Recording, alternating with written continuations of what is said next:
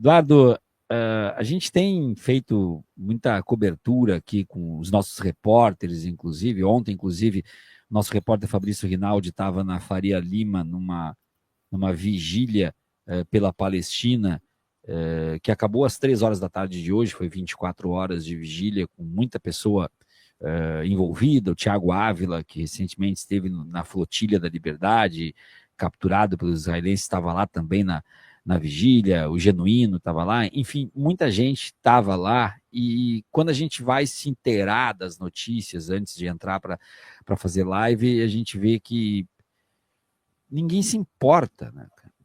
Aqueles que podem fazer alguma coisa, ninguém se importa. Saiu agora o balanço do mês de junho. 400 palestinos foram mortos buscando comida, e alguns soldados do exército israelense admitiram que mataram seguindo ordens. Então, os pais vão até o caminhão de ajuda humanitária buscar farinha, e lá são fuzilados, lá são mortos, numa emboscada que parece um jogo de guerra, um jogo de morte, e tudo fica absolutamente por isso mesmo. Eu entrevistei há poucas semanas uma mulher palestina falando comigo direto de Gaza, e foi a entrevista mais difícil da minha vida, porque tu vê uma pessoa que está no meio de uma guerra falando contigo, e com os filhos, e com o marido, e com todo mundo. As pessoas estão sendo dizimadas, está sendo tudo apagado, tudo tirado do mapa.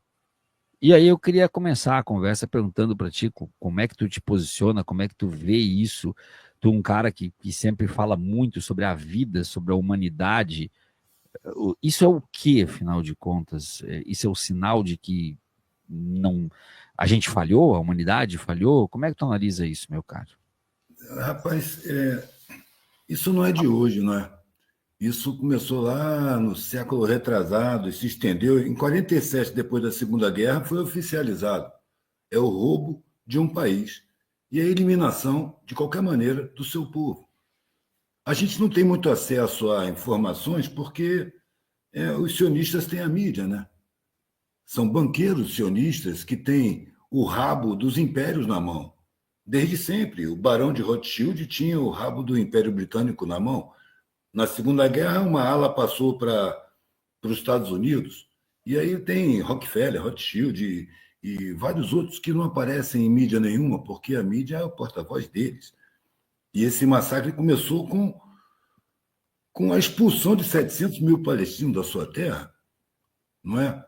Ali eu me lembro, quando eu era moleque, os mapas antigos, no lugar onde hoje se vê Israel, tinha escrito Palestina, era o país inteiro.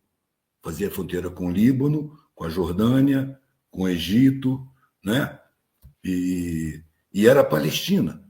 Aí um decreto da ONU resolveu doar para a formação de Israel. Aproveitando o embalo da comoção da Segunda Guerra Mundial, que eu tenho cá minhas dúvidas se não foi uma coisa programada, porque eu vi uma foto, não sei se é verdadeira, mas foi antes da internet, eu vi uma foto do Hitler com o banqueiro Rothschild, as gargalhadas. Quer dizer, a Alemanha estava destruída da Primeira Guerra e recebeu recurso para construir a Segunda Guerra Mundial. Então já estava no plano esse massacre dos judeus, por sionistas judeus também. Né? É a impressão que eu tenho, não tenho prova, não sou jornalista investigativo, eu só acompanho a mídia e procuro seus furos. E venho vendo isso. Em 80, eu viajei com um palestino aqui no Brasil. Ele fazia artesanato como eu. Tinha uma mulher brasileira e um filhinho pequenininho. Ele era o último de uma família de 8 filhos, homens, em que morreu o pai, a mãe e os 7 irmãos dele. Ele foi o último. E quando ele passou a ser o último sobrevivente, ele largou a guerrilha palestina de autopreservação e veio para o Brasil, porque a prioridade dele passou a ser continuar o nome da família. Porque os 8 irmãos lutaram na Organização pela Libertação da Palestina. Na época só tinha a ALP, se eu não me engano. E eu viajei com ele e ele me contando as histórias de lá, assim, do meu lado, expondo artesanato comigo, e a gente conversando. E ele me falava como se ele estivesse vendo um filme onde ele não participava, porque não tinha emoção no que ele falava. Inclusive, ele se recusava a dizer o nome dele. O nome dele era Jonas. Ele dizia, meu nome é Jonas. Eu disse, não, mas você deve ter um nome na sua língua. Não, mas aqui ninguém consegue pronunciar. E um dia eu insisti com ele tanto para dizer, mas como é seu nome? Como é seu nome? Como é que pronuncia? Ele me falou e eu repeti exatamente como ele disse. E a reação dele foi de raiva. Não fala mais esse nome. Você não sabe falar. Meu nome é Jonas. Talvez porque ele quisesse esquecer esse passado. E coisa de 2 anos depois eu recebi um casal de israelenses. Já perdi esse cara de vista. E era um cara de ótimo caráter. Eu admirava ele pela postura de consciência dele, pelas atitudes que ele tomava. 2 anos depois eu recebi um casal de israelenses na minha casa. Era um casal que tinha saído do exército e tinha 6 meses de férias para passear pelo mundo. E eu tentei puxar o assunto de que eu viajei com um camarada que faz artesanato como eu, pá. Ele era palestino, saiu da Palestina. Cara, quando eu falei esse nome, o casal se modificou de tal maneira que eu percebi que não dava para falar de palestinos. Primeiro, não são palestinos, são árabes. E eles chegaram depois que nós viemos e fertilizamos o deserto. A visão daqueles jovens, que eram pouco mais velhos do que eu, tinha 23, eles deviam ter uns 26 anos, os dois do casal, é de que os judeus chegaram lá, num lugar onde não tinha ninguém, fertilizaram o deserto, e aí os árabes vieram tomar. Nisso aí computam os palestinos. Os árabes vieram tomar. Eles estavam convencidos, educados nesse sentido. E eu fui pesquisando ali. Eu soube que eles faziam o ensino médio sem ouvir falar de Palestina ou palestino. Não tem uma figura humana que corresponda à palavra árabe. O árabe é sempre um problema no ensino médio de lá. E quando eles terminam o ensino médio, pelo menos era assim na época, entravam direto no exército, sem vivência social. E no exército eles eram jogados contra aquelas figuras odiosas dos árabes que odiavam os judeus. A profissão dos árabes é odiar os judeus. Não se questiona se há motivo nesse ódio ou não. Então há uma formação mental israelense para desumanizar os habitantes do local. Primeiro, negando que eles estivessem ali. E segundo, dizendo ou eles morrem ou vão embora, porque a terra é nossa. Nós recebemos essa terra de Deus, assim dizem os fanáticos e os pilantras, que se sustentam no fanatismo alheio. Ou seja, esse massacre tem mais de 80 anos. Eles criaram um modo de vida dos palestinos que é um presídio a céu aberto.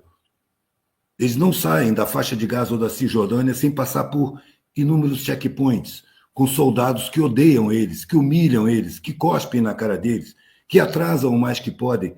É um tratamento odioso. Tem palestinos que só encontram trabalho dentro de Israel, para israelenses.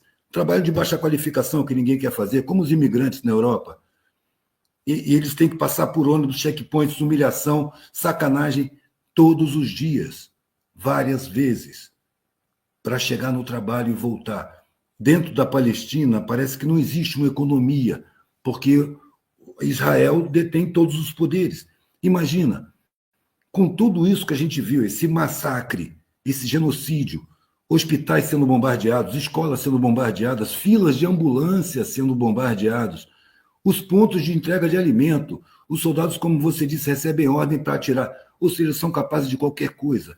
Israel detém o poder de determinar a água que entra no território palestino, ou seja, a água é fornecida por Israel. O que tem nessa água? Além da restrição de horários. A energia também é Israel quem fornece nessas áreas, da forma que lhes apetece, de maneira a impedir a conservação de alimentos, por exemplo. A energia é intermitente, não dá para você conservar alimentos. Ou seja, a Palestina está na mão do palhaço, no mau sentido. A Palestina está parada na mão do seu algoz, do seu carrasco, do seu carcereiro, dependendo desse carcereiro, que domina também as comunicações do mundo ocidental, domina a mentalidade vigente. Você vê brasileiros com a bandeira de Israel. E aquilo ali não é um país, é um fanatismo, é uma ideia que não se coloca como país, que todo mundo sabe que tem a bomba atômica, mas nunca assumiu, que já foi condenado pela ONU inúmeras vezes e jamais cumpriu as leis internacionais, jamais respeitou nenhuma determinação da ONU. Ou seja, é um país de comportamento totalmente pária, arrogante o suficiente. O que dá força para Israel ter essa proteção toda? Eu só posso entender porque são os maiores banqueiros do mundo que bancam essa ideia e obrigam as nações mais desenvolvidas a protegerem Israel. Eu não posso entender de outra forma, é um domínio financeiro. Como a sociedade é toda dominada pelo poder econômico e financeiro, Israel só pode se bancar no mundo pelo poder econômico e financeiro, de banqueiros sionistas, que são os maiores banqueiros do mundo. Eu estou chutando isso por conclusões juntadas de vários pontos ao longo da minha vida, porque eles dominando a mídia, isso não é explícito. Isso não é claro. A não ser para quem observa as consequências permanentemente, com um pouco de isenção dos venenos psíquicos que a mídia empresarial coloca na cabeça de todo mundo. Porque isso não é jornalismo, velho. Isso é tóxico mental. Isso é veneno. Porque é bancada pela necessidade financeira de manutenção de um poder colonial que está se esgotando. Isso está pirando a cabeça dos caras. Daí toda essa bagunça, todo esse ódio implantado, daí eles estarem buscando as mentalidades com tendências nazistas no mundo inteiro para colocar nos governos. Isso não é um atributo só do Brasil, isso aconteceu em todas as partes. Na Ucrânia tinha um batalhão Azov, assumidamente nazista.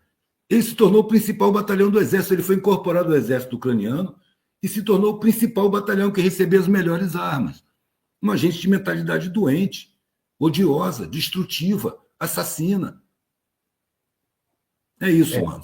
Se me deixa falar, eu não paro mais, não. Não, claro, mas é muito bom sempre te ouvir. Agora, a questão que fica não vão parar. Netanyahu para quando quer e como quer, e se não quiser parar, não para, porque para atacar países mais fortes belicamente, como o Irã, já sabe-se que Netanyahu precisa do apoio dos Estados Unidos. Mas para atacar Gaza, ele não precisa. Para atacar Gaza, ele ataca sozinho. E se ele ataca sozinho, ele não para, a não ser que os Estados Unidos mande ele parar.